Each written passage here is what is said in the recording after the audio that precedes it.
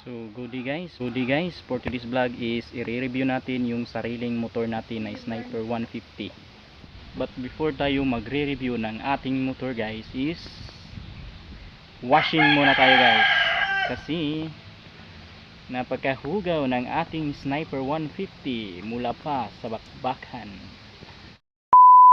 Yung Sniper natin guys is 3 years and 3 months na po yung Sniper natin. Matagal-tagal na guys. Sisimulan natin na mag-washing guys. Samahan nyo ako sa pag-wash.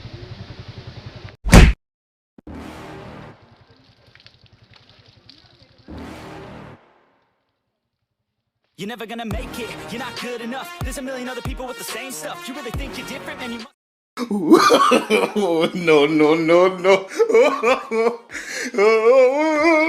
take it slow, you can't be a pro, don't waste your time no more. Who the fuck are you to tell me what to do? I don't give a damn if you say you disapprove. I'm gonna make my move, I'm gonna make it soon. And I'll do it cause it's what I wanna fucking do. Cause all these opinions and all these positions, they come in millions, they blocking your vision. But no, you can't listen, that shit is all fiction. Cause you hold the Flashbacks. Real life.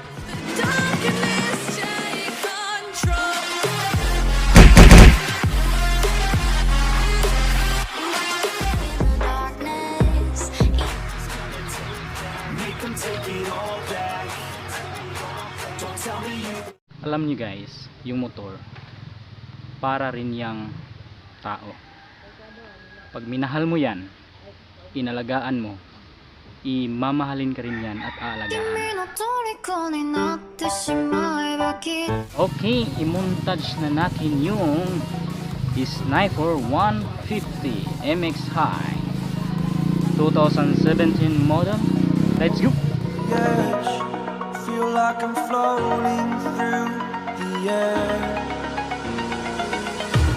The pain I felt is paid for, all is said and done. Oh, I am restricted, fixed upon the web. I need to kick the habit that my mind is breathing in. Break out, I've got to see. Spent all my life holding all of it closely.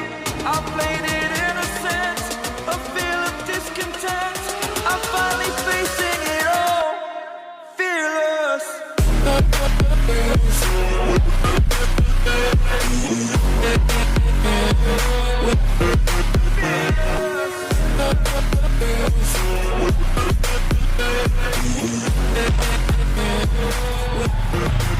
Masasabi ko lang guys, sa fuel consumption ng Sniper 150 ay talagang matipid siya, kasi nga IFI yung Sniper 150. 4.2 liters capacity yung tangki ng gasolina, tapos 300 to 400 pesos yung gastos ko sa gasolina from Surigao del Norte going to Lanao del Norte guys. Pinalitan yung Sniper natin, 2 gulong doon sa unahan at saka 1 gulong doon sa huli. Yan yung naging maintenance natin sa takbo ng 67,187 pesos. At nagpalit na rin ako ng brake pad dyan sa huli at sa unahan guys, tig-isang brake pad po yon. At nagpalit na rin ako ng cable clutch at 1 cable wire ng gasolina guys. That's it. Vehicle emission control information ng Sniper. Yung displacement is nasa 149.8 cc. At yung bigat ng Sniper 150 ay nasa 266 kg lang naman guys. Gaan. Speaking of vehicle emission control information guys, masyadong mahaba, mabagal yung discuss natin. Ilalagay ko na lang dyan sa itaas ng screen ng video ko. That's it po. Thank you.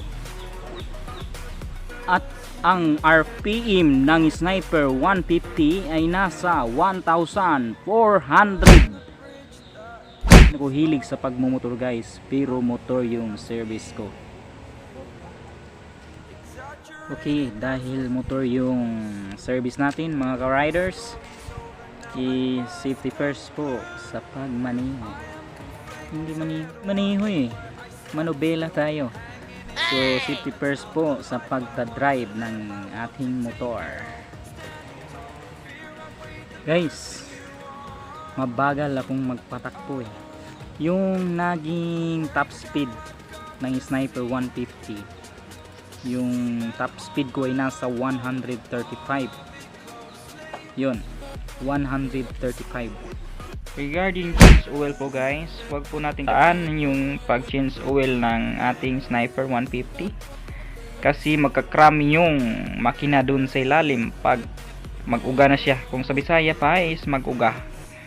So wag pong kalimutan para hindi po masira.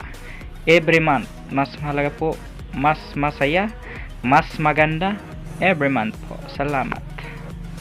Let's conclude for today's vlog guys. I hope nakahatag ko sa inyo damayng idea regarding Sniper 150. Okay, that's it for today's vlog guys. Thank you for watching. Don't forget to subscribe and click the notification bell to notify you always on my next upload. So guys, see you on my next video. Bye.